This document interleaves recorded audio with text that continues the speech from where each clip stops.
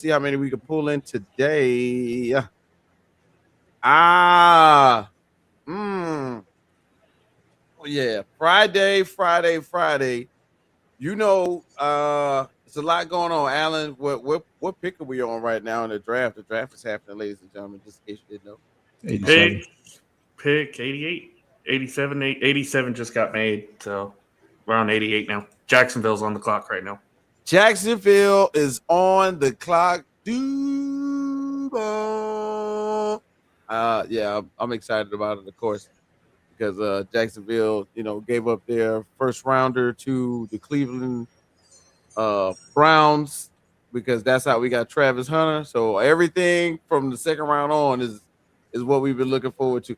Bobby G, speaking of Jags, Bobby G, this is Bobby the Jag, Yeah. Chester Cheetah. Chester Cheetah. That's what's up, man. Dog. Now I'm with it. Now if you if you are a Jags fan on the low, I get it. I am not. But you know what? I did like the squad back once upon a time. You had Brunel, Jimmy Smith, Keenan McCardell, Fred Taylor, all them putting in. That was a good team. Yeah, there was a lot of illicit activity going on down here in Jacksonville at the time. I got a question to ask y'all real quick because I've been wondering this. What's y'all's favorite fight song? College fight song, or any fight song in general? Fight song. I mean, Texas got a cool fight song. I like. Here's the thing. I hate Texas with a burning passion. Everybody knows that, but the fight song actually does go hard. So I'll give them that. Yeah, Texas got a tough fight song. Can't lie about that. Now, I mean, Oklahoma's is all right sometimes.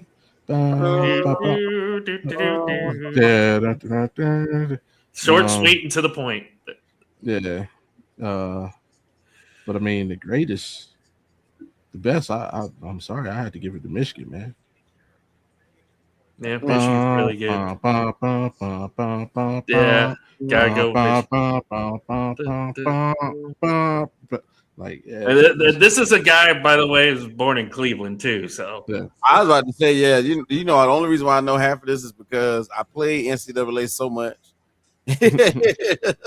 Hearing them fight songs on the game was like, yeah, this is one of those things you pick up on. But anyway, y'all, what's going on? It's Friday, of course. We doing that thing we do on a Friday where we get a chance to talk about basketball. It's the boys from RecRoomSports, your boy K Witcher, I was number 1 draft pick, and we talking about In the Hoop. That's right, ITH, all basketball. Of course, we've been doing the NFL draft. Thanks so much, Alan. You and Uncle Scott have been doing great with the coverage. I'm looking forward to seeing what the highlights are from day 2 of the draft once you guys get that video together. Bobby G, I know you've been in and out of some draft coverages this weekend. Guys, before we get into the basketball, what's the highlight of what you've seen so far in the NFL draft? I mean, probably took everybody by surprise would be the Todd Simpson pick to the Rams. That was the first real surprise. Mm-hmm. In the third, just recently, Carson Beck going to the Cardinals. I say that probably caught everybody by surprise. Also, Drew Aller to Pittsburgh the same way. The feel-good story is Avion Terrell getting drafted by the Falcons, so he get to play side by side with his brother. Oh yeah, that's cool. That's that. Yeah. Mm-hmm. So yeah, just a few stories stand out. Yeah. Oh, and by the way, we got Caleb down, so I'm completely ecstatic.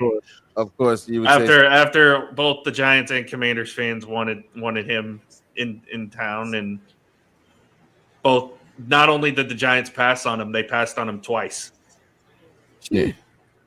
So well, I guess they didn't want him that bad. You know what I'm saying? But yeah, but I'm all about the second and third round right now, so I'm waiting to see what exactly is going to go on. But yo, this is what we call In the Hoop with the RecRoomSports crew. We might as well go ahead and hit the intro and get right into it because there's so much to do.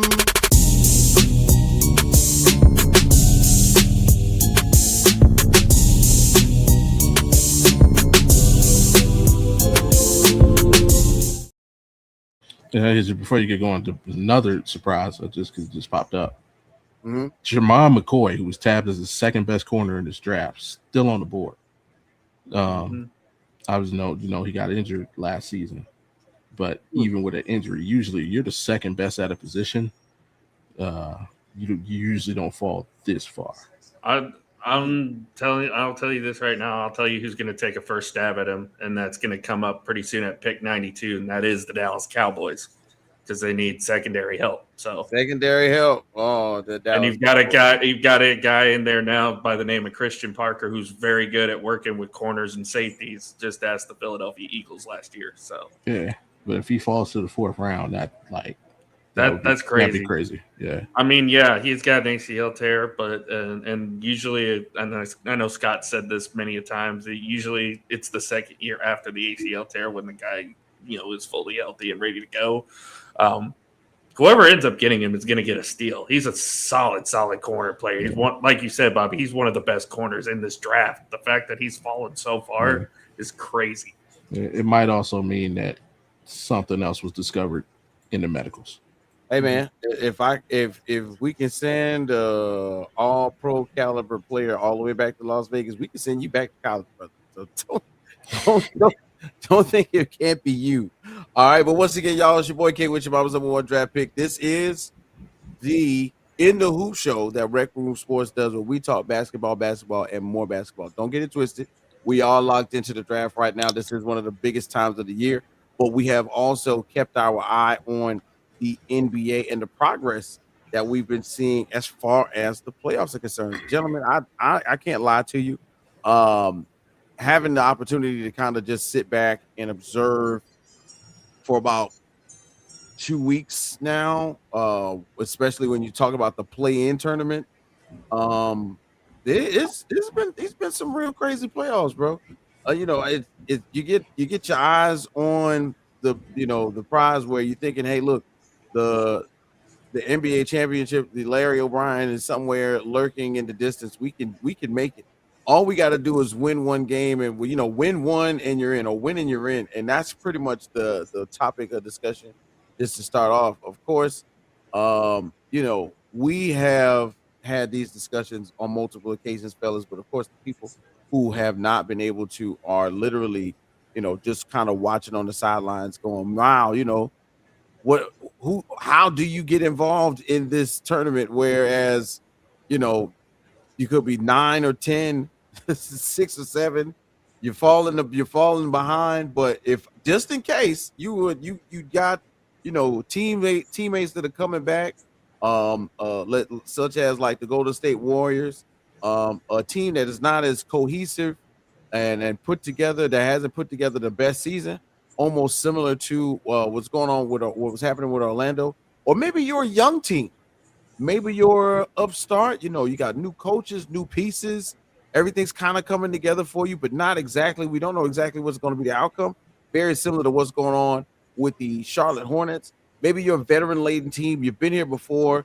You kind of like to play possum. You want to come out and kind of surprise people and sock them in the mouth, very much like the Miami Heat. This is an opportunity when you're in the play-in to say, hey, look, we can do it. We can beat anybody, especially when we get our best efforts, or we give our best efforts out there on the court. Fellas, as we got an opportunity to look at the play-in, which was a week or so ago, what was the big eye-catching thing that pretty much drawed us into in the very first place? Well, if you ask me, it's not only what they did in the play-in, but what they're doing right now, what they could potentially do now, and that's the Portland Trailblazers. I mean, yeah, they're only 2 games above 500.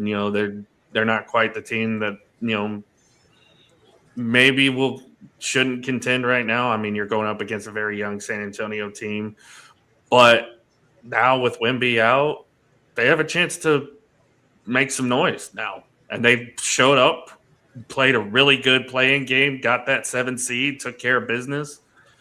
We haven't been able to see much of anything from Portland the last couple of years. The fact that they were bottom of the Western Conference, and now here they are with some budding young talent, and now here they are potentially could steal a first round series against one of the top teams in the West.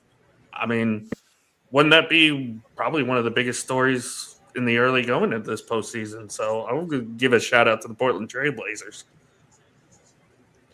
For me, it'd be the what if, right? The what if for the Miami Heat. Mm. You know, they lose that game to the Hornets in OT, but we know it was all because Bam Adebayo was injured and unable to finish the game. That ended up going into overtime, and they eventually lost by 1 point in overtime. But what if Bam finishes that game? You know, hell, you even keep it close. What if a foul was called on that play? Mm-hmm. If you call a foul on that play, even if it's a tech, you get 2 shots at the ball. That means that instead of being up 3 in the final seconds, they're up 6 in the final seconds. So the Hornets don't have an opportunity to tie the game and eventually win in overtime. So I think, yeah, that'll be a thing. And, like all sports, look for rules to be examined, Mm. in the off season because of it. So Well, As I get into what really draw me in, I just want to go announce at the end of the fourth quarter, the Lakers in Houston were tied up. They're going 101 into mm-hmm. overtime. And Bobby, you kind of you took my thunder. I was trying to be original, but I got you on this one.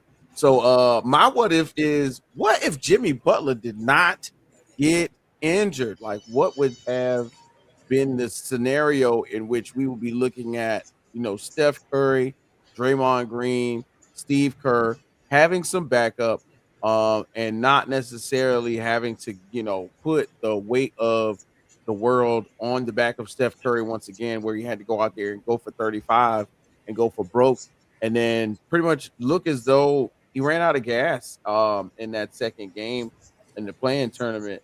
And you know, it it felt it felt befitting, but at the same time, it felt sad, because like for real, you know what I mean? I am not the biggest Golden State Warrior fan. I'm not. But at the same time, I can appreciate what I got an opportunity to see in the last decade when I saw Golden State Warriors go out there and put it all out on the court and give it, 110% multiple times with basically three Hall of Famers, right? When I talk about Draymond and Steph and Clay, and then add a fourth Hall of Famer and Kevin Durant. Without them, then before that, Andrew Bogut, you know what I'm saying, and those and the gang, that original kind of piece with David West and those guys. Like there's been so many different versions of the Golden State Warriors that you know to kind of appreciate the early years, get to that midpoint where they got to play with KD for two, pretty much win 2 championships, even though KD went out, and was hurt, when they could have attempted to try and do a third, and then see the dismantling of a championship team, which we knew was going to happen, but we didn't know how and when. And then to see Clay go to Dallas, that was my big thing. And right now, today, if you know Jimmy Buckets, who was brought to the team via trade, if he was healthy, what would the ceiling have been for this version of the Golden State Warriors? And that's my thing. So, and I'll tell you exactly what it would have been. To go quote ahead. to quote Q from Juice, when I'm sorry, not Pac, Bishop aptly said, that's because we wasn't there to back him up. If we would have been there to back him up, and then Q hopped in and said it would have been 5 dead people instead of 1. That's all, because they got smoke versus Phoenix. Jimmy Butler wasn't helping that. Like, and yeah, it would just been 3 dead bodies instead of 2. Instead of 2. Well, 4 if you want to count Steve Kerr, because it went out like that. I mean, essentially, that he did step down after that. So, I mean, it was. I think it was befitting. I think it was time.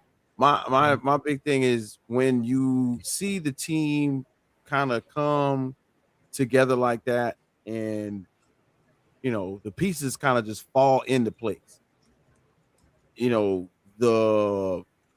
The idea that that team was built from the ground up. Big ups to the brass who put that together. Very much in the same sense of while OKC was putting their pieces together. Steph and Clay got an opportunity to kind of rub shoulders with the big boys, and originally Mark Jackson put the batteries in their backs and then let them do their thing. Now, you know, to be honest, the best shooter ever in Steph Curry, right? Are we in agreement on that one? The best shooter ever? Yeah. Mm-hmm. Yeah. Okay. Yeah. And we pretty much were, I guess, simultaneously being drawn in by the allure of LeBron James on the East Coast, leading multiple teams to the playoffs, carrying everybody on his back in Cleveland, and then getting a chance to go to Miami. But I think we were privileged to get an opportunity to see the second iteration of that Golden State Warrior team with Steve Kerr, who pretty much just let them let it fly the entire time, and it became a thing. I can't remember. I think it was like when I really was caught on to everything was when Clay did, I think, the 32 with no dribbles. Y'all remember that? Yeah, when Clay did it, when Clay, because I knew Steph Curry was good. Didn't dribble it once. Yeah, I think I remember Dribbled that. one time, nothing but catch and shoots, went bananas, and then played defense. You know what I'm saying? And then played defense. I think that's one of the biggest parts about the Golden State Warrior timeline that a lot of people are going to forget. Like before the injury, Klay Thompson was like all defensive at second team at worst. You know what I'm saying? All defensive third team at the worst. But all it's still to be within the top 15 defenders in the NBA. I think that's a big deal. So, and then of course be the top 15 of defenders, but at the same in the top 10, maybe even top 8 in scoring. That's crazy. Unfortunately Clay suffered back-to-back injuries, which took him, out of like basically a season and a half, and then we never really got to see him look the same again. But it is what it is. Now, moving on, fellas. We have Adam Silver as our commissioner in the NBA, right? Shout out to David Stern, who made headway by making multiple league changes, TV deals and things like that in the NBA. But right now, Adam Silver is putting his stamp on the league himself. It's turned into, if it was a multi-billion-dollar franchise, not franchise, but league before, it has been doubled or tripled due to the changes that have been taking place due to Adam Silver being at the forefront and being a visual part of the league and its growth. And both of his infusions, if you will, have pretty much gotten to the point where we have been, I want to say, privileged to have them, to be honest with you. But which one do we think has the most influence on the season, fellas? The play-in tournament, which is at at the pretty much the forefront of the playoffs, or the in-season tournament, which is at the very beginning of the NBA season. Which one do y'all think has the most influence? The play-in tournament or the in-season tournament? I would say the play-in tournament, because we've seen, and the Miami Heat are a perfect example of this. We've seen a play-in team go from, one of the lower seeds in a conference to not only getting to their conference finals, but even make the NBA finals. So that second chance, if a team can get hot, they could make a potential run, especially if a team has played already and they're, the other team, let's say they're facing a number one seed that hasn't played in a week and that team's a little rusty. That's advantage goes to whoever's in that play-in. So it kind of adds a little bit more of a competitiveness, where as the in-season tournament it's just bragging rights. It's literally for nothing. It's just to add intrigue. to the NBA season, which it really even doesn't even do that. Whereas the play-in, there's literal stakes to it. It's a do or die situation for whoever's those 7 to 10 teams are, and if they get hot, they can make a run. So, and we've seen it before. So, yeah, Alan's right. It's the plan because, uh, it just has a direct impact. Like, even though they weren't in, the Golden State Warriors had an opportunity to be the only team in the playoffs with sub 500 record. Need to go even further, even less than 40 wins. Like, and that's crazy. Yeah, if that happens, but yeah, you get yourself into a situation where anything can happen. Hell, look at the Magic right now. Like, they're in a position where they're competing with the number one seed in the East, and they have a legitimate chance to win that series. Same with, I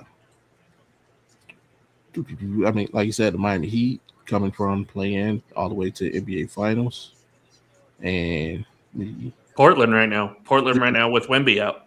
Yeah, Portland. So yes, it's got to be the plan, hands down. Yeah, I'm with you with the play in. Now, don't get me wrong. I really am a fan of the in season tournament. A lot of times, we've all said it beforehand, and I think real people who watch ball, when we are talking about the NBA, I'm thinking about the Christmas Day game. Maybe like that's when the turn up officially happens. Those maybe 4 or 5 games on Christmas Day are when I think the season kind of ramps up normally, and we start to go, oh, okay, basketball is really happening. Adam Silver took the opportunity to duplicate what's been done in other sports, such as world class soccer, the Euro leagues over there. They have multiple tournaments in which they determine winners and seeding, and give out money and trophies. And he took that based on the influx of European players, who are here, and their European counterparts who have come over to say, hey, that's how we get the juices flowing over here, so to speak. No pun intended, but literally, this is what we do. We play each other hard at the beginning of the season for money, not for free. I mean, we get it. The Larry O'Brien, yeah, the Larry O'Brien. You get the playoffs, you get a bonus, you get a kick in, you get a kickback, you get a championship, you get a parade. But with the in-season tournament, you get to play in Vegas, and you get a boatload of money. I'm all right. I got it. But the play-in tournament it gets you to the road where you can get to the NBA championship. So either way, I think there's no wrong answer to this one. And as I am looking in the green room right now, one of our favorite correspondents who join us from time to time, he has been on the road to teaching the youth not just how to shoot, but how to be better players, better winners, better competitors. And I appreciate him every time he comes on and joins us. Let's go ahead and make some noise, man, for our friend. That's FOTS. That's friend of the show. Evan Wheeler, ladies and gentlemen. Evan, what it do? What's up, fellas? What's up, fellas? What up? It's good to see you guys, man. Sorry, I was listening to everything, but I had to see the Lakers with the comeback win, baby. I couldn't believe that. I thought LeBron was, man, back-to-back turnovers. Then all of a sudden they get the steal. Marcus Smart gets 3 free throws. Then LeBron hits the game-tying free throw. Then he shoots the game-winning potential shot. It rims out. They go to overtime. He D's up. They lock up. And last time I checked, they were up a 6, 111, 105. So it should be door shut, man. So that's 3-0. So give me that series, baby. LeBron James, the GOAT. Shout out to that. So let's go, baby. Another big block too in a playoff game situation. Love it. Love it, man. I mean, sorry guys, I'm a LeBron guy through and through for a long time, man. So I can't help it, man. It's so cool to still see it. It's good to see you guys, man.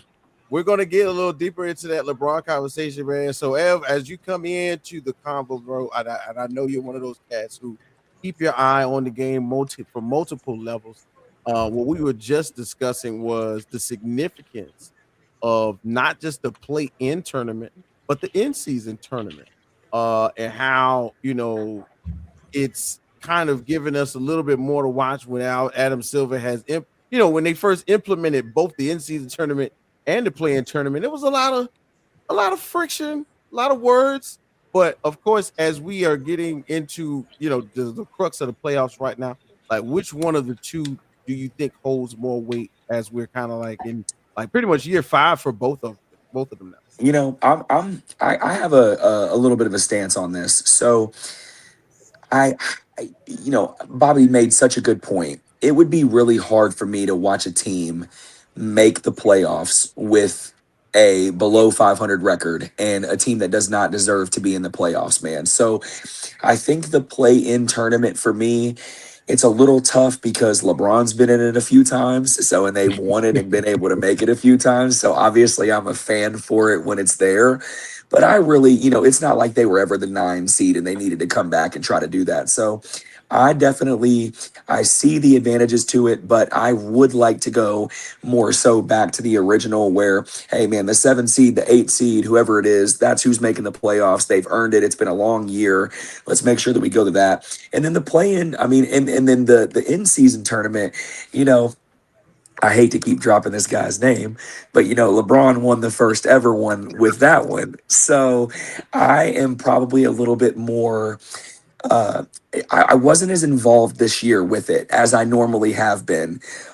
So I think I feel like even though there's meaning behind it, and even though it did bring some eyes to the television, I think people care more about, and the play-in tournament holds more weight just because it's so closely connected to the playoffs. So I would say that's the one that I would probably say, even though if I could have it my way, I would probably change that and just have the play-in tournament. But obviously I'm not the commish as of right now. So As of right, hey, look, we can make those things happen, though. We gonna keep yes, us in sir. in the ranks for sure, man. But I get it, bro. LeBron has been the winner of the play-in tournament by making it into the playoffs. He's also won the in-season tournament, so that influences your votes on where it goes. So I get it. For sure. You know, He's and won as you're, everything, man. So, what we're else? used to all of that now. Right. And as you brought it up, that was my next topic of questioning for everybody is on the West Coast, bro. It's been a wild west type of year, in my opinion. But one of the most intriguing things to say is, as we were getting ready to get to the playoffs, we lose Luka Doncic. Oh my God, did we lose Austin Reeves? Oh my God, what is LeBron going to do? But we are once again witnessing him, put the backpack on and put the boys in it and drop them off at school and say, "Y'all have a good day." At the age of 40, Preach. so Preach. 41. 41, yeah, at the age of 41, when we're what we are seeing right now, in my opinion, is uh one of the great eras in basketball in which a 41-year-old man is showing us that it can still be done at a high level. The game for him has changed. It's not so much above the rim, it's very much cerebral. The other day he had 8 assists in the first quarter. What else can LeBron do to prove to us that he will be one of the GOATs, if not the GOAT, especially once this is done? Pass the ball to your son. Give your son throw you an alley. But I don't know what else is there. What else is there to say about LeBron at this point at 41? As what? So my main question is, guys, we're witnessing, I think, greatness no matter where the Lakers end up in the playoffs right now. Like, what can you expect from LeBron, especially after we get an opportunity to possibly see the series end for the Houston Rockets within the next game? I'll say this right now: if they make a deep playoff run, especially if they go to the NBA Finals, this will be one of the greatest runs in LeBron James' career. Like the fact that you lose both Luka and Austin Reeves, and he's having to do it by himself again at the age that he is at 41. and he's still playing at a high level, leading this team. And if they somehow, some way, get past teams like Denver, OKC, and get to the NBA Finals, it's the most impressive run of his entire career. Mm, wow. Bobby, you want to go? Because you know I'm going to spew a little bit. So whenever y'all ready for me to unleash, I just want to make sure I'm not talking too long. I would say, I mean, there's you would have to ask a Jordan guy or a Kobe Garbberg. To me, he's the greatest player I've ever seen. So, like, he doesn't have to do anything. It is what it is. But just for conversation's sake, one thing he can do if they sweep this series, he gets to get back for Kevin Durant. He gets to erase that disgusting taste from his mouth from those two finals with the Warriors. Because now I beat you in the finals in OKC, and I swept you with Rui Hachimura, Marcus Smart, and friggin' Jackson Hayes. I like Jackson Hayes, by the way, and I know Katie missed some games, but still. And my kids, son. Yeah. Like I said, I don't think this team can take it all the way to the finals. The only way that I can see them doing that is if Minnesota continues to handle their business. I feel they could beat Minnesota in the series. And if somebody knocks out OKC, I don't see this Lakers team is constructed beating OKC in 7 games. It's just they're just too good, too deep, too talented. But if he were to make it to a finals, conference finals, yeah, man, that's at 41. Like, it's like Jay-Z, man. What more can I say? Like, Right. I love it. All right, fellas. So I got a lot to say. Is my microphone messing up? Can you guys hear me okay? It's a little choppy, but Do you want me to try to go out and come back in? Yeah, jump out, come right back in, and let's see if it because it's probably just like a little bit of a lag on there. That's all it is. Mm-hmm. Okay. Yep. Freeze, man. Yeah, I think, yep. Now you stuck. So jump out and come right back in. I will say it is kind of unfortunate that even if they do sweep the Rockets and get out of this series, they would probably have to face OKC. And again, they're running right into OKC. Even with Luka and Reeves healthy, they've still, I think, both of the games the more recent games they played, they lost by double digits and not like 20 points. So it's a terrible matchup to go against OKC for them. So yeah, while you were away, shout out to Chris Bell. Chris Bell is another one, just like Jermon McCoy. Talking NFL draft, towards ACL, he would have been definitely a top 20 pick in this draft had he not been injured. Fell all the way to the 3rd round. Just got drafted by the Dolphins not too long ago. So, yeah, shout out to Chris Bell. Yeah, okay. I think Ev is back in. There we go. Yeah, Ev, let's try one more time. Can you hear me? Is it still doing the same thing? Nah, it's a little better now. It's a little better. I don't know what's going on. It's never happened like that before where it sounds like my mic is just distorted or somebody like I can't hear you guys very well. So I just want to make sure that I'm not going to mess anything up. So you can still hear me okay? Yeah, we can hear you great, bro. Yeah. Okay. All right. So I got a little bit to say. So I will say this. I think that what we're seeing right now in the first round of the playoffs is a culmination of what happened this year. You know, LeBron came into the season with the sciatica, wasn't really able to elevate, wasn't really able to do anything and play his game. You know, around Christmas time, it was pretty rough. And then all of a sudden, the injuries start happening for the Lakers, and things are able to kind of, come into fruition where it's back to him running it a little bit for a few weeks, and then Luka, and then AR. And so I think when he went out when he got back from the injury and in this recent one that he just had, I think what it has allowed him to do in playing the role that he's been able to step into was keep him more fresh. And I think a lot of the times these last few playoff runs that he's been in, even in LA with him and AD, he's had to do so much of the carrying of the load consistently that by the time he gets to this point, he's already, sorry guys, been yelling at the kids all week. By this point, I feel like he's already pretty worn out. If you go against a Minnesota or a Denver or a big team like that, it's going to be really problematic. So what I think the different injury situations, and what it allowed him to be able to do was find a different way to be successful and then also preserve his body a little bit. Standing in the corner, only really exerting energy on transition points and different things like that, I think affected the way he plays. So you're getting a refreshed, healthy LeBron. And I think a refreshed, healthy, focused LeBron that believes that he can win, I think he still is a top 10 player in the league. And I think that he can still lead a team. And, I don't want it to go without saying, like, I love Marcus Smart. Defensive player of the year. I would want him on my team. I hated when he wasn't playing on my team, but I love him. Like, I've been a fan of Luke Kennard, right? I know what Rui Hachimura can do. Do you hear the names that I'm mentioning, right? Do you hear what I'm saying? And this dude, LeBron, is once again, we're back in Cleveland right now. We're carrying guys that are good players, but we're elevating, man. Marcus Smart with 20 plus again. That's 3 straight games in this series. Luke Kennard, impactful again. Rui with 20 plus again. Like, these guys are being elevated by a player that elevates. And I saw something funny, and I gotta say this, guys. I saw this tweet. I'm gonna be a little bit wrong with how I quote it, but it says, 8 finals in 8 years, 4 championships, 4 finals MVPs, lists all these accolades. None of that was eye-opening enough for the OGs and the vets to start giving LeBron credit as potentially the GOAT.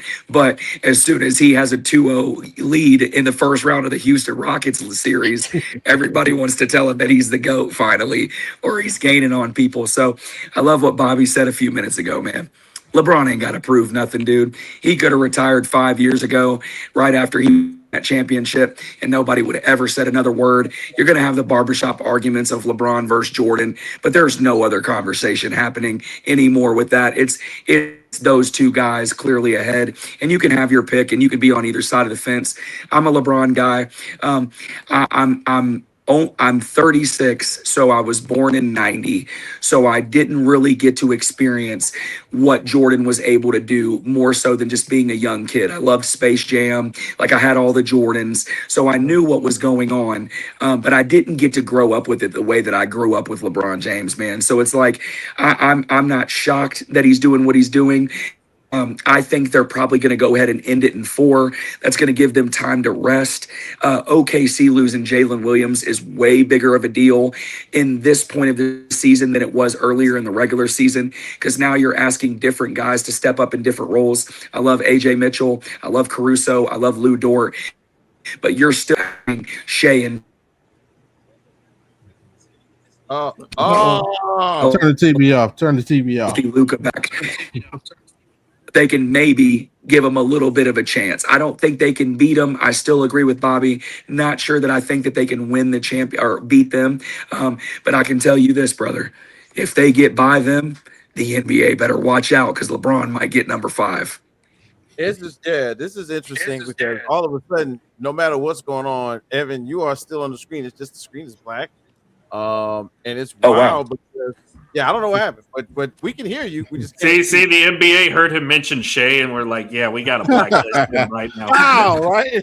Oh my gosh, fellas, we got to take care of him right now. I was gonna say, what about how crazy is the officiating for the Oklahoma City Thunder in this playoffs? They're already amazing, and then you're going to let them play football. Nobody stands a chance. It's the officiating in the playoffs, period, not just OKC. All the way around. It's even more wild with OKC, and I want to get to that because I know Alan's going to have a quick word about that. So this is the other side before we keep on going, Evan, and we don't worry, we can still hear you even though your camera's black right now. I don't know what's going on with my phone. It's all right, baby. We roll with the punches on this one. So the whole point is, if the answer to the first question is LeBron is the GOAT, he's going to turn it to the GOAT. He's got everybody on his back. What is wrong with the Rockets, though? I've clearly remember us having conversations at the opening of the season, like, oh, look at the lineup. They got Alfred Sengun. Ooh, baby Jokic. Ooh, the KD. Ooh, the lineup. Everybody's 6'8" and blah blah blah. Overrated. Yes, like This is one of those overrated. this is one of those this is one of those moments where, you know, and I can't lie to you. I think we completely underestimated the the space that was left empty when they did not sign another point guard when Fred VanVleet went down. I think that was we completely was like they was like, yeah, somebody can handle the ball. Oh, don't worry, we'll put the you know, the Thompson, we'll put anybody out there, the Thompson twin, you know, the Nelson twin. I don't know, one of the twins gonna dribble the ball, and I don't think it really worked out as well as they did. Now, I don't know who to attribute that to, whether that be, you know, the people upstairs, whether that be Ime Udoka for not making sure that it's known, but they had ample garbage coach. Yes, listen, you know, hey, he's got bad traits off the floor, if you ask me. But anyway, the idea is what was the problem? And then, and I'm sorry, but they put Kevin Durant in there. You know what I mean? They put KD in there, and they moved, you know, they moved Jalen Green. They get him out of there. You know, Dylan Brooks. Yeah, we moved Dylan Brooks. You know, this is. These and now they're shining somewhere else. So you know, it's one of those things where what is the problem, or what was the problem with the Rockets this season?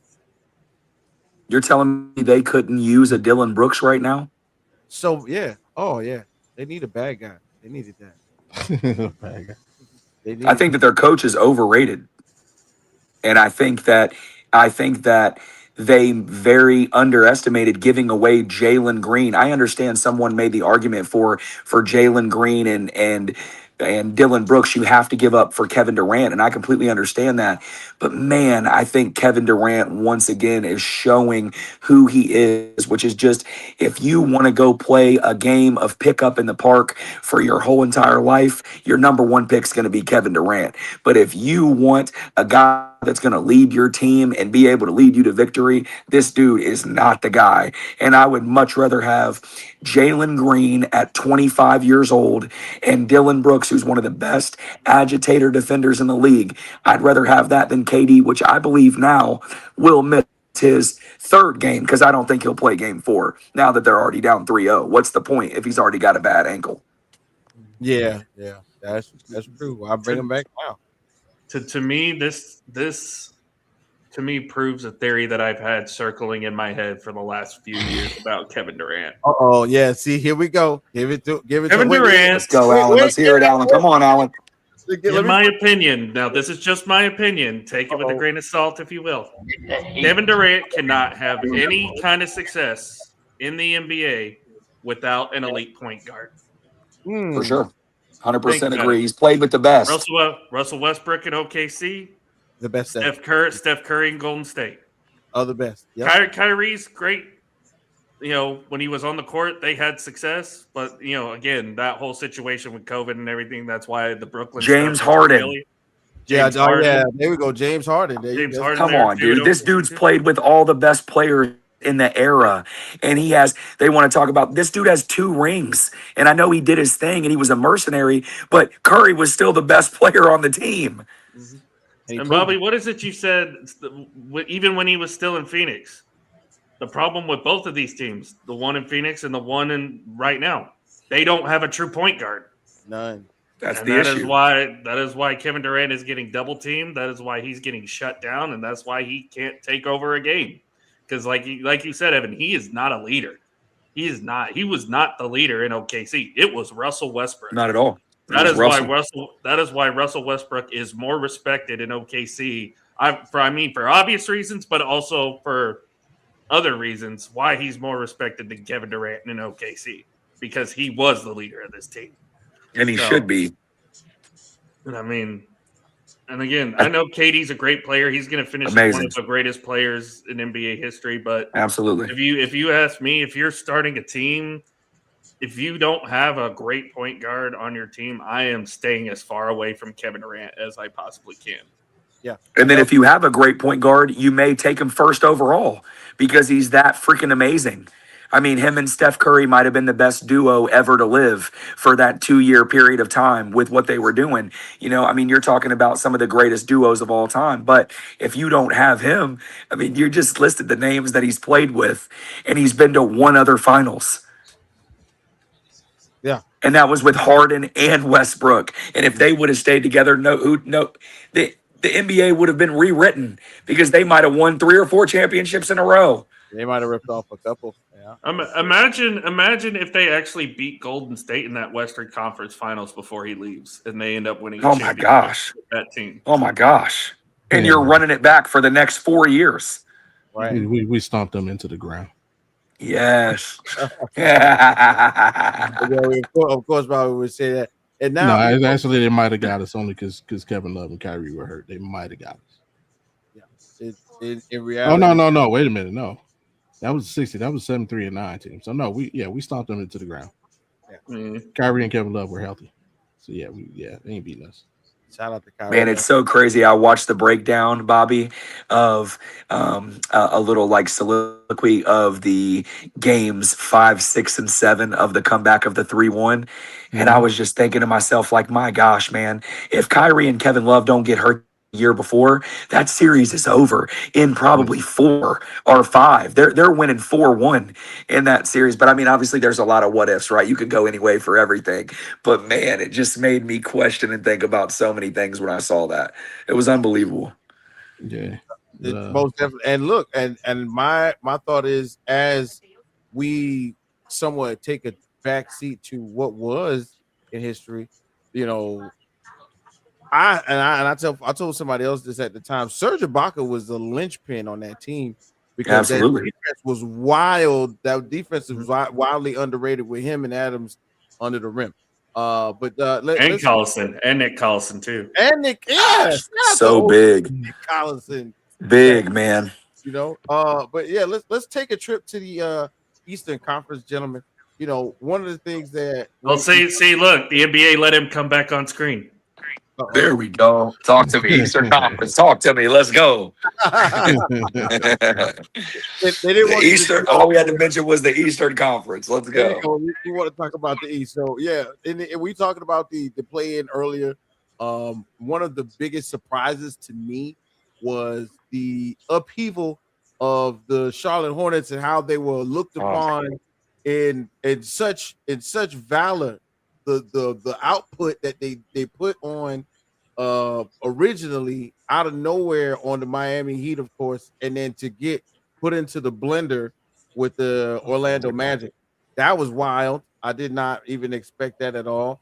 And then somewhere also, I gotta put the right there in that first round, what Bobby, I'm sure, is pretty excited about. Seeing Cleveland just Toronto, and literally pretty much Cleveland just taking the heart out of Toronto, one game at a time right now. It's a wild bunch as I got a chance to see, kind of put this together, because I did not think that Orlando would, smoke the Charlotte Hornets like that, and then take that same momentum into beating the number 1 team in the East for pretty much the majority of the season in the Detroit Pistons. And then at the same time, Cleveland going off in a flurry of just, great passing, a lot of assists, and then Donovan Mitchell taking over in, in the most needed positions, because, we all have said it. James Harden somehow finds a way to flame out quite often in certain series, but now he doesn't have to do that. He has superior backup, and it's not necessarily Batman and Robin. It's more like Batman, Green Lantern. You know what I mean? It's two good number ones on the same team. So, as we move forward into the playoffs in the Eastern Conference, let's just address, Cleveland first, of course, because Bobby is here. And I'll let you go ahead and have your stance on that, Bobby. The Cleveland Cavaliers right now, surprising or not surprising? Not surprising when they play like this. I mean, because the key to the whole thing is Evan Mobley. If we get this version of Evan Mobley, we can beat anybody in the NBA. He's been aggressive over the last month and a half. He stopped settling for jump shots. He's attacking the basket. He's definitely improved his post play. His footwork has gotten much better. His assertiveness, he hit the weight room a little bit. It's not getting pushed off his spots as much as he used to. Clearly, James Harden's presence has helped him, advising him on how to better attack the screen game, how to better set screens, how to better move after the screen, whether it be to pop or whether it be to roll to the basket. Um, Obviously, the stigma on James Harden is he can't produce in the playoffs. Well, he doesn't have to. This the first time in his career he's not been, well, since his OKC days, first time he's not been the best player on the team, um, and have to carry the load. He's got Donovan for that. He can just play make and kind of support Donovan when he has to. Still, we want him to be aggressive with the ball and get his buckets when he can, but he's got help on every level. He's got shooters on the outside. You got Evan and Jarrett on the inside, and then you have a guy you can just give the ball to and say, "Hey, I need a couple minutes." And in Donovan led the NBA in fourth quarter scoring. So it's like you literally have a plan of quarters 1 through 3. Put the ball in James' hand, let him dictate, let him get everybody involved, let him play make. That's do his thing. He's one of the most underrated passers in the history of the NBA. And in Talk that to fourth him. quarter, give it to Donovan because his stigma is although he's never been out of the second round of the playoffs, he's shown up. He just hasn't had the adequate help. Well, now he has a player who's going to be there because that was the big thing about Darius, right? Darius was a solid player, all-star in this league. He just wasn't healthy enough to be there at the end. Not only that, because of his stature, he's a defensive liability. Let's face it, he was 6'1", buck 70 pounds, and teams hunted him out in a pick and roll game. They're not doing that to James Harden. James Harden's 6'5", 220. And he's no Dylan Brooks. He's not a defense. He's not the guy if you need to stop at the end of the game you're going to rely on. But He can sit. He's a body. He's a body. He's capable. You're not just going to bully him on the defensive end like you would at Darius. So I'm not surprised. And they all knew they came into the mentality with the season that the regular season did not matter. What mattered was what they did once the playoffs started. As Donovan Mitchell said in the interview, games 1 through 82 don't matter. It's 83 and beyond, and they are playing like it. So, facts, man. I like that one. Yeah, big games 82 and beyond matter most. Alan, you got 10 cents to put on this Cleveland joint? I think I said it last week on the show with it was you, me, and Scott. I said Evan Mobley was going to be the key to this series, and so far he's, like Bobby said, he has produced in every single way possible. James Harden has been a godsend for them since he got traded there, and it's looked like a completely different Cleveland Cavaliers team, a team that can make a legit run to the NBA Finals and even win a championship if they feel like it. So. I'm not surprised with what Cleveland's doing. I think they can make a pretty deep run. And again, if Evan Mobley continues to play like he has been, this is going to be a very dangerous team, very dangerous Cleveland team going forward. Yeah. F? I mean, they could win the championship, man. I wouldn't be surprised at all. I got them coming out of the East. I think James Harden. I love James Harden, so I've always been a fan. I think Donovan Mitchell's the most underrated player in the NBA, and I think he can absolutely be a number one on a championship team. I think he is one of the most dynamic, special players that we have, and so I absolutely agree with everything Bobby said, everything that Alan said. I think that there's no question, man. If they avoid any stupid injury or any mess up, I think that there's no question they can get to the East Finals. They can take care of business. Boston, nobody looks too strong except for them. Obviously they got the best record so far in the playoffs in the East. So I don't even think it's a question, man. I think they definitely got a chance, and it's gonna be the first time we've seen them in the final since LeBron. So let's go, man. Once a Cavs fan, always a Cavs fan. Let's rock. I got you. And I'll put my little spin on it, man. In real life, this has been a joy to see because and this ain't a knock on Cleveland. This is not a knock on Cleveland, but I'm gonna say it like this. Cleveland is not Houston, right? But that's a good thing because the nightlife and the things that distract James Harden aren't there. They're not there. He's like, all right, you know what I'm saying? Like I just watched what is that? Club 750 with you know what's my guy named Jeff Teague and the boys, right? And they were just talking about playing going from Milwaukee to Houston, hanging out with James Harden, and then magically getting 45 put on them, you know, in those Houston days. So you know, I guess if there's as you mature, you become more inept to the things that you were and you know used to as a young man. Maybe he said, "Look, I'll go to Cleveland and I'll log in. It's okay. I'm good. I don't gotta go out. It's Yeah, and when I say that, it's somewhere to watch your go. mouth. I'm saying it's somewhere to go. Though. I know you know. I know it's some spots out there. I know it is, but they're not maybe not as well known as the spots in Houston. You know what I'm saying? No, it ain't the spots. See, we ain't got the spots. We got the wifey materials. Like remember, hey, some of the sexiest women in the history of Earth are from Halle Berry is from Cleveland. So Carmen Electra, Midwest thing. Carmen Electra is from Cleveland, sir. Hey, 2 for 2 for Allen. Miss Alexa Bliss is from Cleveland, sir. 3 for 3. Built from Columbus, from Cleveland. Yep. Yeah. Hey. Yeah. Some women in Cleveland, bro. There's some things in Cleveland. Houston's a little bit too close to San Antonio for my liking. So. Oh yeah, you know what Charles Barkley says as Charles Barkley would say, them big old women from San Antonio. Big old women eat them churros in San Antonio. Fellas, I got a question real quick for you, Whit. Yo, do you guys believe that James Harden is a top 5 shooting guard all time without the championship, or does he have to get the championship to put him in that top 5 of all time?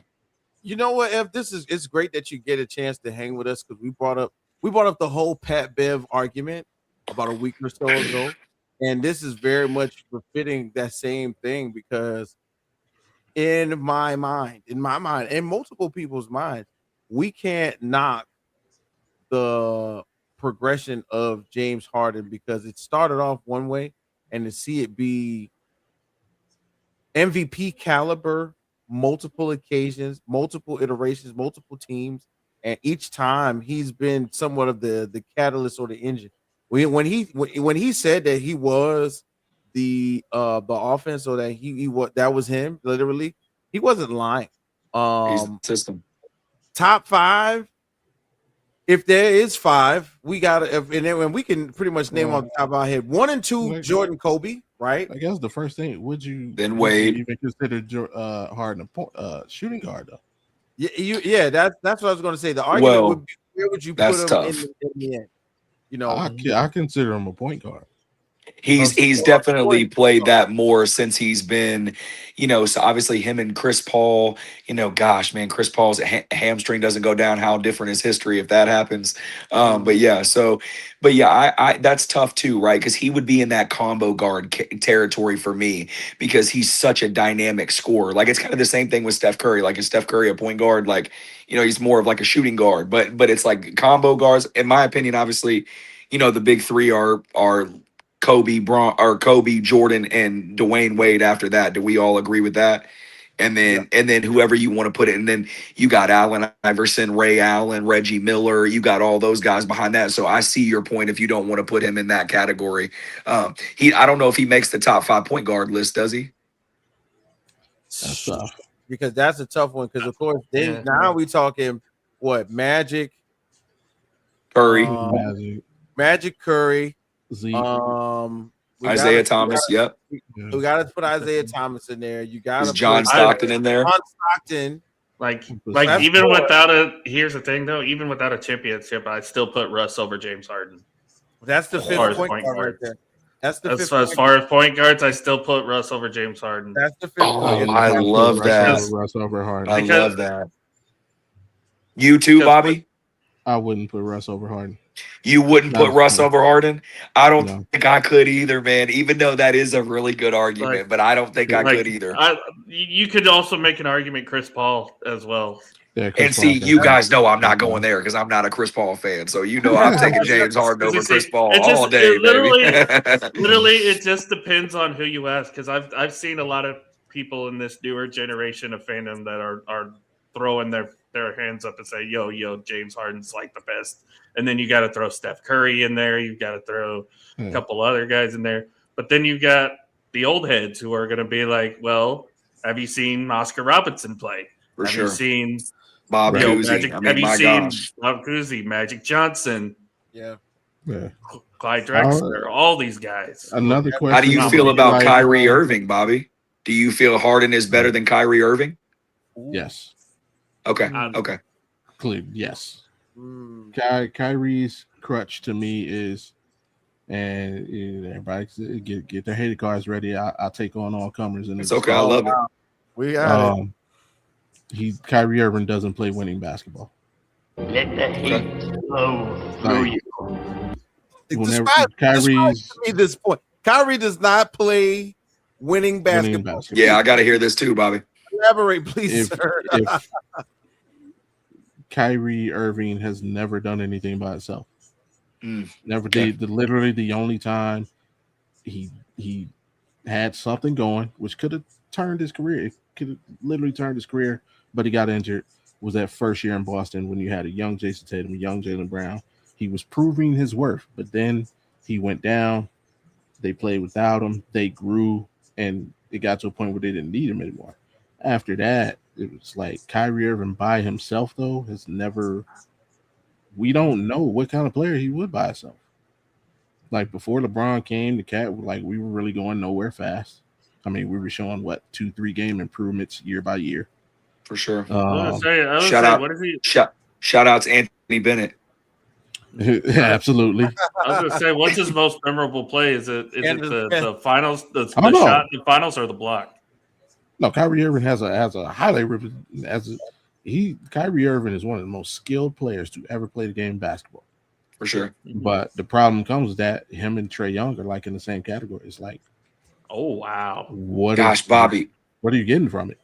Man, when you just said the winning basketball, it really does make me think about that because that could be one of the biggest what ifs in the history of the game is what would have happened if he would have stayed healthy with Jason Tatum and Jaylen Brown. Oh my gosh. That team legitimately had a chance to compete for a championship. Big legit. Wow. I was going to say the other what if is what if we don't deal with COVID and he's fully healthy in Brooklyn with Kevin Durant? Oh gosh. He went down in the playoffs, right? Oh yeah.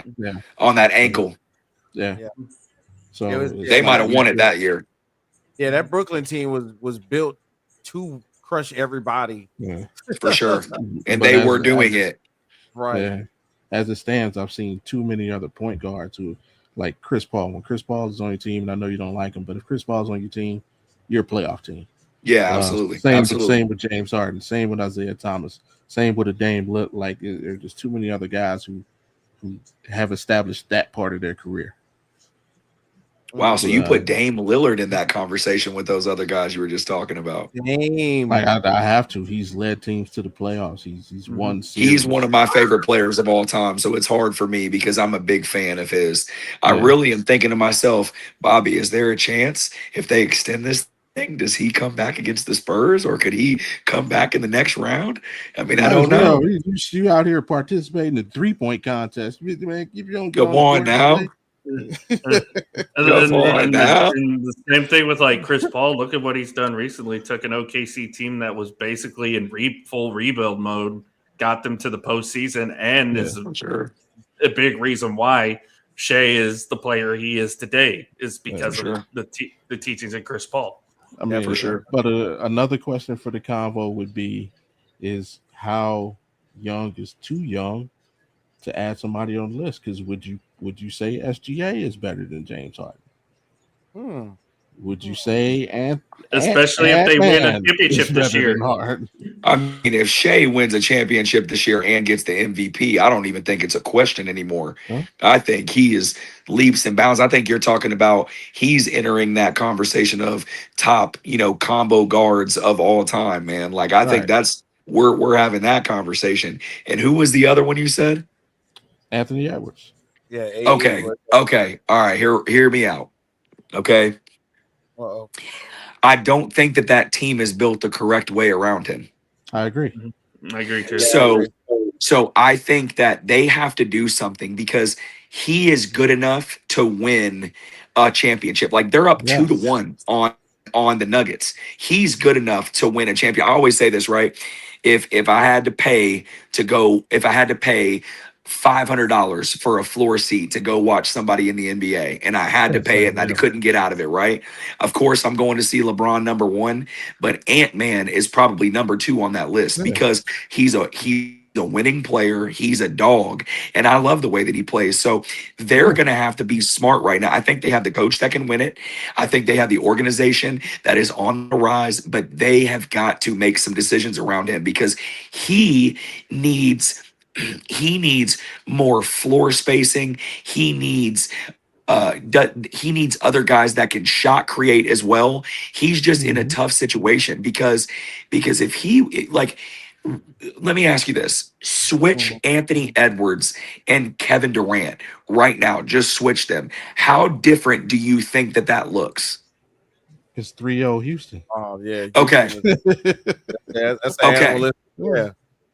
Agreed. And so you put him with that team, right? With a bunch of guys that complement him, and he can be the primary ball handler because he's good enough to have a 30% usage rate. Like he's good enough to be, pick and roll decisions, everything right. You're talking about a legit MVP candidate if they do it the right way. And he wants it done that way, but it just seems like there's a little bit of now, hell, if they run this thing off and go 4-1 against the Nuggets, and then they freaking win that next round, and he goes to another Western Conference Finals, and they give him all they want, then maybe I can eat crow.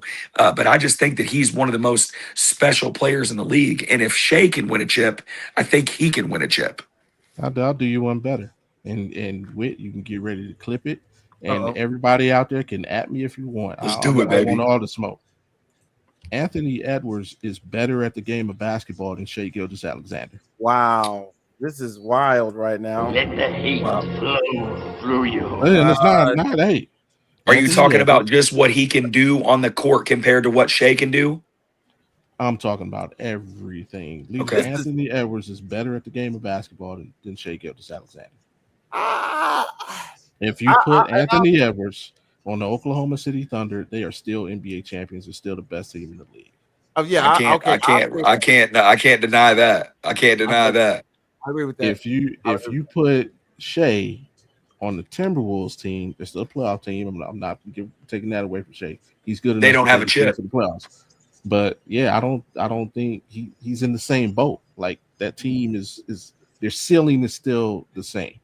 Agreed. That's a great point. Holy crap, I love that. And it just comes down to difference in organization because look at what Sam Presti's done with Oklahoma City and look at what's going on with, like you mentioned, Bobby, look at what Minnesota's done or hasn't done to build around Anthony Edwards. Because if they'd done half of what OKC had done, Minnesota would be playing for a championship potentially. Well, I think Presti's one of the greatest. Presti's one of the greatest he's definitely one of the greatest of the last 10, 20 years of doing that job. I mean, the way he's been able to manipulate and flip and, get picks and pick these guys and do this and do that. I mean, look at that team. I mean, has there ever been a team in the NBA that can go 13 or 15 deep? Like, that's ridiculous.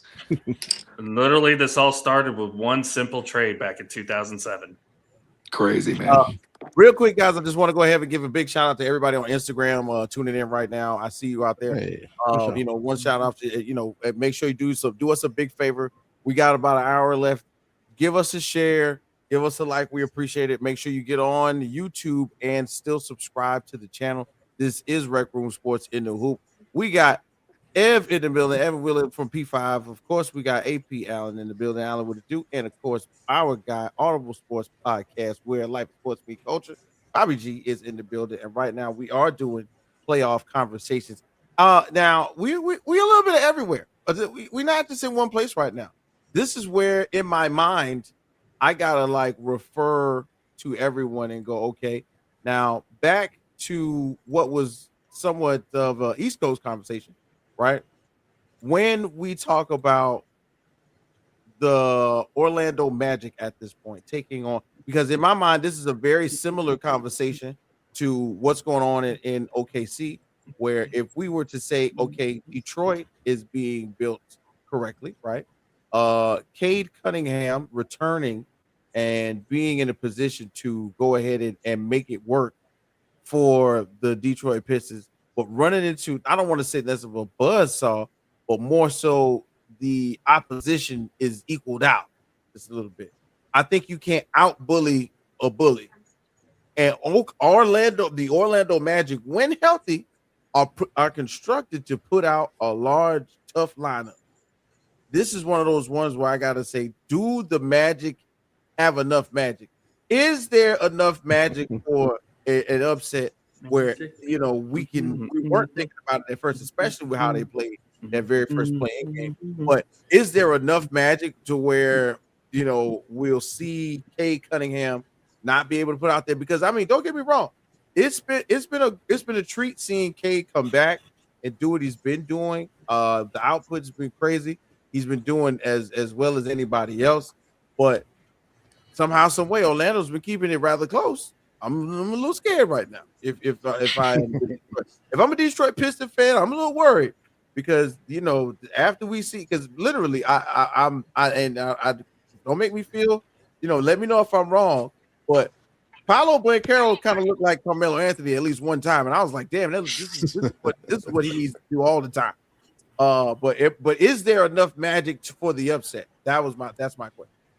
I mean, looking back at the play-in, this was a team that got boat raced by Philadelphia in that first playing game, and we're like, oh yeah, Charlotte's got this. There's no way Orlando can come back and from that bad of a loss. Charlotte's going to get in there. Maybe Charlotte will take a game or two from Detroit. We'll see how this is. No, Orlando it's like an entire switch just flipped between those two playing games, and now all of a sudden, Paolo's, like you said, not quite Carmelo Anthony, but he's playing at that elite type status. Orlando's just finding a way to get the job done. They get that 8 seed.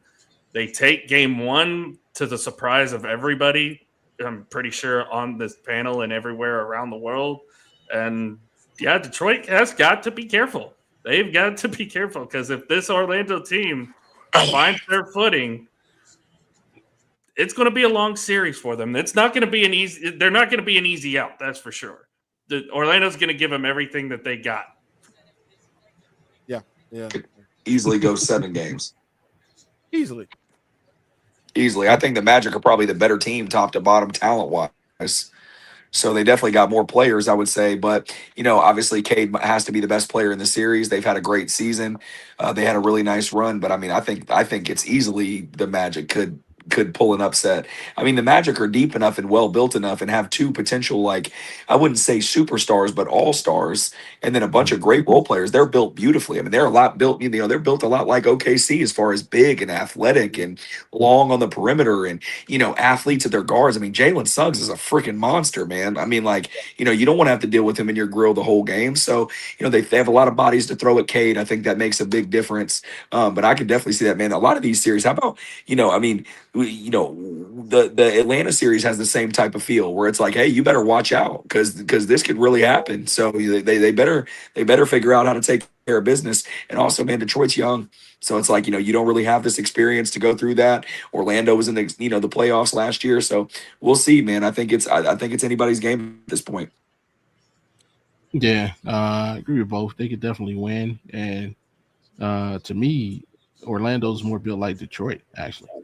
It's physical, big bodies, and 100% agree with Evan. Like, K's the best player in the series, but you could argue that the next 3 are Paolo, Franz, and Desmond Bain. And For sure. So, from a talent standpoint, yeah, the Magic literally have more talent. Detroit's got better. Let me say better. They have guys who understand their role.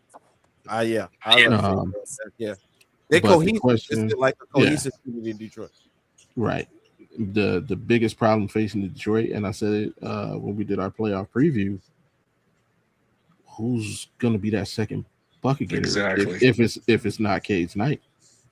Exactly. Like, Jalen Duren, as good as he played All-Star this season, hey, congrats and shout out, but he's not the guy you just get a ball to and say, hey, I need a bucket. For sure. Karis LeVert really isn't that anymore. So, and that's the issue they ran into in game one, trying to get a Correct me bucket if I'm because wrong. Wasn't Jalen Suggs originally on the Pistons before he go into Orlando? no, he's Mm, drafted by the Drafted Magic. by the Orlando Magic. Yeah, he looked like a Okay. different person because every Yeah. once in a while, Evan and I both know you just gotta embrace the ball head. You just gotta come embrace on, it. man. Let them You gotta, know, you gotta, baby. you gotta lock in. And once he cut it off, Yeah, but I think game he's dating three Haley is Von Lith, so she might have wanted him to cut his hair. hey, oh yeah, yeah. He's got some wild stuff going on outside the court. game three is going to be the biggest game of Cade Cunningham's career thus far. For Now he sure. comes to that game, and the biggest key to the game is going to be on the court. It's going to be on the sidelines. JB Bickerstaff versus Mosley. Like these two coaches know each other inside and out. It showed itself when Orlando ironically played the Cavs 2 years ago in the playoffs, and we won that game. I mean that series in 7 games. And as a matter of fact, the Magic had a 17-point lead in Game 7. We had to overcome to take that series. I can definitely see the same thing playing out here. But For sure. if Orlando's able to get Game 3, They're going to. Orlando's going to be rocking, man. yeah. Orlando's going to be rocking. Oh, yeah, It's going to be yeah. hard to Being go in there and Orlando- win. Oh yeah, That's a good home court advantage now. great home court advantage. Especially when they continue to play the song over and over again. Oh gosh, it's miserable, isn't it? One of the best songs Orlando out. Magic. Orlando Magic. Hey, Yeah. you know what I'm saying? As and then let's this is the last East Coast question, guys, and then, I kind of put this one together so we can kind of wrap this East Coast conversation up. So What Evan, about the Celtics? no. This We is want Boston. right? Yo, that's what they We say. want That's Boston. what they say, so they wake up and realize it's 2 guys out there. Okay. Anyway, so 76ers or Atlanta, gentlemen, who has the better chance to change the narrative? Evan kind of leaned into it a little bit. That series right now with the New York Knicks and the Atlanta Hawks. The Hawks are showing that they have that rangy, long perimeter switch on everybody. Defense is working for them right now. It's kind of shaking it up as they are. I don't want to say trafficking, but they are focusing on the offensive, or excuse me, the defensive deficiency, which would be Jalen Brunson, and then the 76ers pretty much putting the speed up as high as possible on the Boston Celtics. Like, which one of these two teams can really come out and say, can we just say, hey, look, this could be the one to do the upset? Because right now, of course, the Celtics just won again, and the Atlanta Hawks are on pace to kind of tie it up right about now. If you ask me, which one of y'all think is really going to make that move?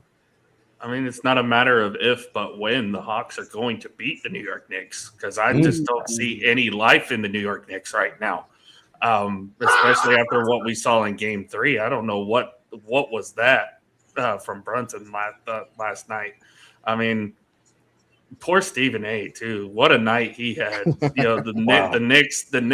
The Knicks throw the bet away, and the Cowboys have an amazing draft. He had an awful night last night. And then LeBron won tonight, so he's definitely losing. He is beside himself. It's that Danhausen curse that happened to him at WrestleMania a couple weeks ago. But yeah, I think Scott said it last week. He said it a couple weeks ago when we were doing our preview, and I 100% agree with him. I think the Atlanta Hawks are going to win this series and knock the Knicks out. So I think Boston will end up taking care of business at the end of the day. But yeah, I think the Hawks, it's amazing what happens when you trade away a star player and you get better. That you rarely ever see that with a team, and Atlanta has been one of those Cinderella stories this season. And then again, yeah, I think that Atlanta's going to keep it going.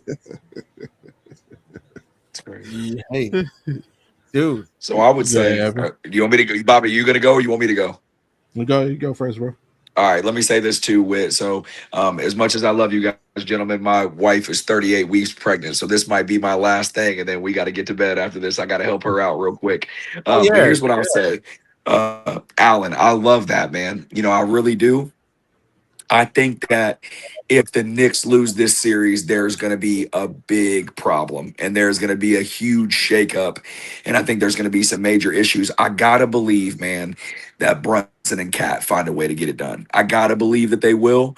So as much as like, it would be hard. I love your point. I love everything that you said. I didn't really understand the decision making at the end of that game by Jalen Brunson, but I got to believe same thing with Boston. I think both of those teams will prevail ultimately, but man, the Hawks are they're hard to score on. So, I mean, they're hard to consistently score on and run consistent offense. So you could see it going either way, but I definitely love your take and the boldness to say it. So I love it. All right. So the question is, who's in a better position going forward? Yeah. I'm going to say the Philadelphia 76ers. And not because I think they're going to win the series, but because Reese and VJ are showing management it's time to move on from Joel Embiid. I don't care what you get out of back here. from. I don't care what you get back for him. Get out of here. Drummond out there doing the damn thing too. I don't know. Drummond is doing it. Okay. But Joel Embiid is taking up a roster spot for somebody who could be much more productive and useful to this team. So is Paul George. And you can win with Maxey and Edgecombe. Yeah. They are showing you we are the future. Get us some help. He's essentially taking the Ben Simmons role. But he wants to play. Ben Simmons didn't want to play, but fair enough. He just physically can't. Just wanted to go to practice, man. He wanted to go to practice. And he's just an anchor for this team, and they can't move forward until they let go. So go trade him for Steph Curry. Trade him for anything. Go trade him for Giannis. Oh yeah. Anything. Would you switch him and LaMelo? Oh.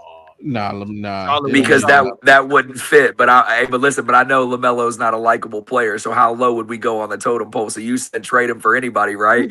So I'm throwing out the guy that's probably untradeable for. So we already got that position locked down. Anybody in a position for sure. That's one of the hardest things to do as an organization is when you have a player that's meant so. I mean, that's what killed Milwaukee. We just saw it with the Bucks. For sure. They tried to hold on to Giannis for as long as they could, and it ended up killing their organization, killing their franchise. And now they're in a lot of cap hell. Giannis is going to be out the door, and they have nothing to show for it. So I agree with you, Bobby. They need to get him. They need to get Joel Embiid out the door and get something back for him. Go player for player. Send Embiid to Miami and send Bam to the 76ers. The team looks completely different. Heck no. Yes, but if I'm Miami, I would not do that in a second, man. Oh my gosh, that would be crazy. And how crazy is that, by the way? Because what we were saying about, this dude won the MVP a couple years ago. Like, it's crazy how far it has fallen. Because you're talking about one of the most skilled big men we've ever seen in the history of the game. And it's just crazy. And injuries, he's going to be in that list of the guys, the Grant Hills, guys that what ifs if the injuries would have never been an issue, and how far could he have gone and what could he have done? Yeah, if he wasn't injured coming into the league, for sure, it would have been him, Kyrie, and LeBron. Yeah, we take him number one absolutely. If it wasn't for that injury. Yeah, it was a big. Absolutely, man. Holy crap!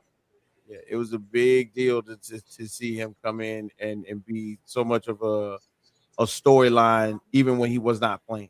But of course, man, we definitely appreciate you stopping in. I know you said you got a ride, bro. Hey, man, for sure, brother. And tell your wife we appreciate you. Now you got to go do the cool thing and go say, baby, do you need anything? You want some ice or something like that. I've been there. Trust me. You can ask the boys. For sure. I will. My baby wife, number 3, baby.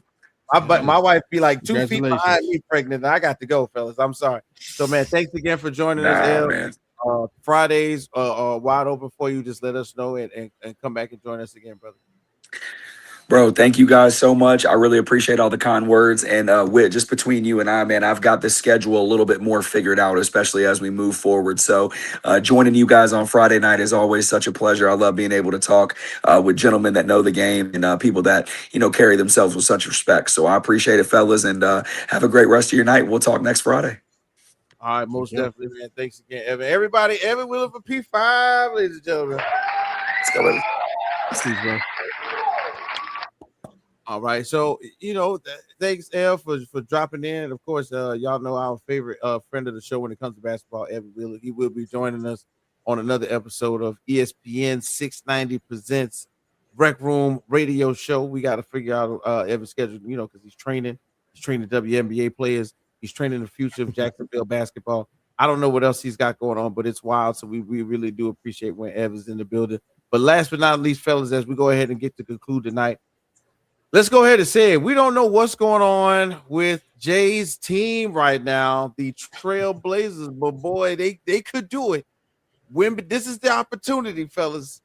If there was ever a door open for the Trailblazers to take on the world and put the earth on its ear, this is it. Wembanyama with the concussion protocol happening right now. But real quick, gentlemen, is this the opportunity that the Trailblazers are looking for, or are the Spurs playing possum?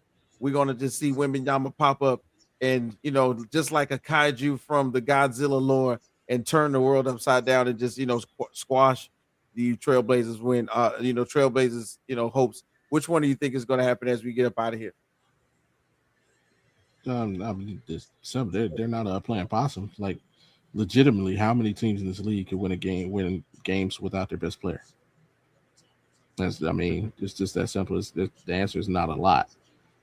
San Antonio isn't one of those teams.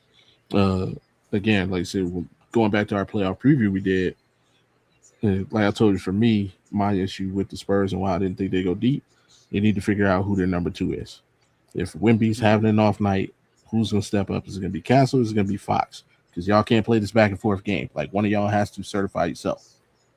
Tonight, Stephon is trying to assert himself. He's getting zero help. De'Aaron Fox nowhere to be seen. And Denny Avdia is having a bad game. And you're still losing. There's a problem with that. Like, the best player from the other team's having a bad night. You've gotten your guy who's taking the lead, and you're just not supporting him. So, like, it's literally taking Drew. It's taking Drew Holiday turning back the clock to keep the Trailblazers ahead right now. But yeah, they need Wemby. If he's unavailable, Portland's going to win this series. Yeah, I would definitely agree with that. If Wemby doesn't come back, it's curtains for them, unfortunately. So, and again, it goes back to what they did in the play-in, how they were able to dominate that game and get the momentum they needed coming into this series. Even with Wemby, they still took one game. So, so now with Wemby out, they need to take advantage of this, because if he somehow comes back, yes, it could be a series again. Yes, San Antonio can find a way to maybe extend this and win it in Game 7. But if he doesn't come back, Portland just has to handle their business, take care of this, and get through to the next round. Yeah, man, I'm 100% behind you guys with this one. This is one of those, like, if they lose, they're gonna be kicking themselves in the butt, because they were having a storied season. Victor Wembanyama, not necessarily screaming from the mountaintop that he could be the MVP and Defensive Player of the Year, but proving it on the court as well. And then and to me, once again, they've had multiple conversations about it. What was done was not a dirty play. Drew Holiday is a veteran defender, and the chair was pulled out from a 7'7" monster, and he slipped and fell. That's kind of what's supposed to happen when I pulled it, what they quote unquote pull the chair from under you. When you're in the post, I want you to fall back so you can go and get called out of bounds, because your momentum is leading you backwards anyway, and you just didn't think I was going to move out of the way. It's unfortunate that because we never want to wish injury on players. Never do we want that, especially the best. We want to see the best play the best. But when something like that happens, you have to take advantage of it. So, big shouts out to Jay, who is out there on the road right now. Jay, what's your 20? Driver, give us a ring and let us know eventually that everything's all right. But if the Blazers move on in this predicament, we cannot discredit them for giving 110% effort and taking advantage of it. I don't care what you say. You know what I'm saying? Oh, if they had Wemby, they wouldn't have been there. Well, Wemby is not there. So they had to do what they had to do. They're not going to wait and say, let's give Wemby, time to recover. They should go and try and shut it down now. And that's just being real. This is the playoffs. They have not been in the playoffs in almost 10 years since Dame Lillard was there. Like, this is ridiculous. So let's see if they can, smell the blood in the water, so to speak, and shut it down on the San Antonio Spurs and possibly move on to, at least get into the semifinals where, the opportunity is available to them. Because the playoffs is an opportunity. Can you seize the opportunity? The Blazers have enough of a basketball acumen where the opportunity can be taken and they can win, especially if a 7-foot kaiju is not on the court. I'm sorry. If he's not on the court, do what you got to do. Shut everybody else up. Period. That's it. Anyway, guys, I think we did. They can't go back to San Antonio down 3-1. Yeah, no, hell no. Nah. You got the Rip City. I need all my Rip City jerseys in the building. I need a bunch of noise. I need fans. I need freaking. You know what I'm saying? I need the ghost of Bill Walton to walk through the room. You know what I'm saying?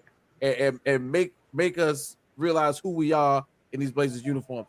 But anyway, guys, we're coming up on an hour and a half. Big shouts out to everybody who checked in. Once again, all my people on IG right now, I see you. Thank you for being here and watching with us. Brother BKL Sports Entertainment Show. Thank you for hanging with us and putting some comments in the comment section. We love it when you do that. If you, of course, make sure you like, share, and subscribe. We got so much else going on this week. We got AP. We're going to be doing the shorts for you very shortly so we can cover night 2 and 3 of the NFL draft. Are you guys doing in the hoop this week, Alan? On the mat will be. Excuse me. I say in the hoop. We do it in the hoop right now.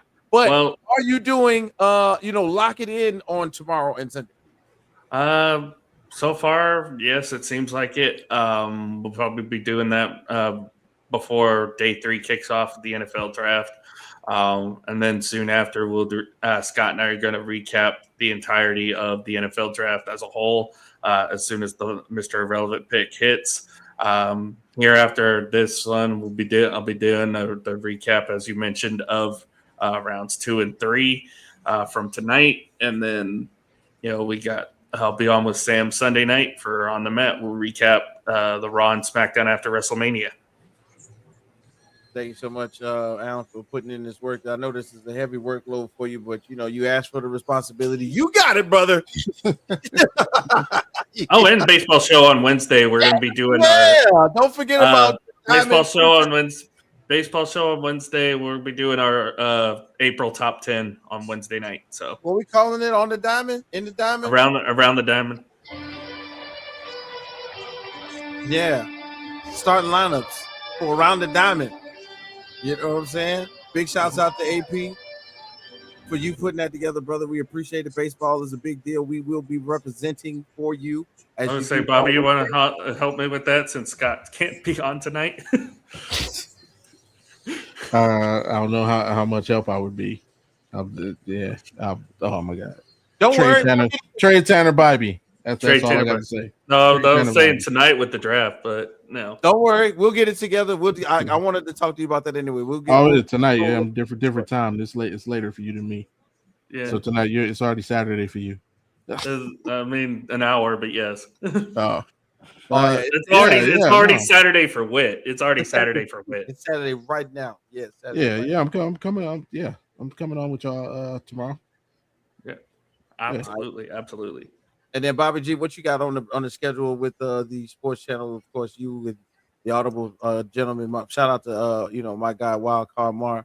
Y'all look like y'all had a great time at the WrestleMania smaller card that y'all went to. Had very much enjoyable. Maple Leaf Pro Wrestling. Shout out to them. Okay. And last week's show was fun. It was we did the live in person show. That was fun. Right. But yeah, first kicking off Game Time 216 on Monday and Wednesdays.